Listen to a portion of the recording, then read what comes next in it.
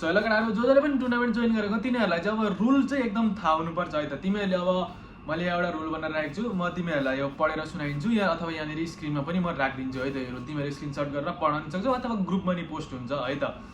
So first rule चाहिँ हाम्रो रहेको छ, तिमीहरूले अब जसले पनि रुम बनाउँछ नि उसले चाहिँ रुम 10 मिनटको बनाउनु पर्ने हुन्छ र होम र अवे बोथको कन्डिसन चाहिँ टिम कन्डिसन एक्सिलेन्ट हुनुपर्छ है त।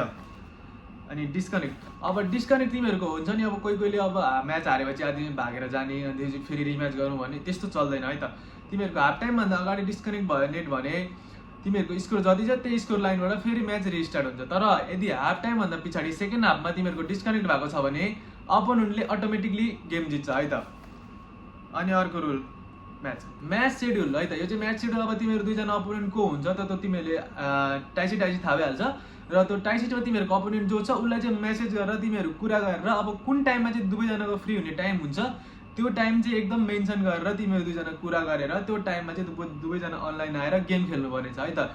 यदि त्यो टाइममा कोही एकजना अनलाइन नआएमा अपोनेन्टले जित्नेछ है त, जो अनलाइन आएछ उसले। र लास्ट रुल, तिमीहरूले दिएको डेडलाइनभन्दा अगाडि सबै म्याच खेलिसक्नु पर्ने हुन्छ। यदि कोही पनि त्यो म्याच खेलेको हुँदैन, जो म्याच खेलेन नि त्यो डेडलाइनभन्दा अगाडि त्यो सबै डिस्क्वालिफाई हुन्छ है त सिधै, जोसुकै होस् है त, कोही मतलब हुँदैन है त त्यसमा त। एकदम सरी, रुल यति नै छ। र अहिले इन्स्टाग्राम खोलेको छु जसमा चाहिँ म हिन्दीमा पोस्ट गर्नेवाला छु, किनभने टिकटकले चाहिँ मेरो साथसाथैमा ब्यान गरेर राख्छ, त्यही भएर इन्स्टामा पनि यसो हात हालिदिउँ भनेर।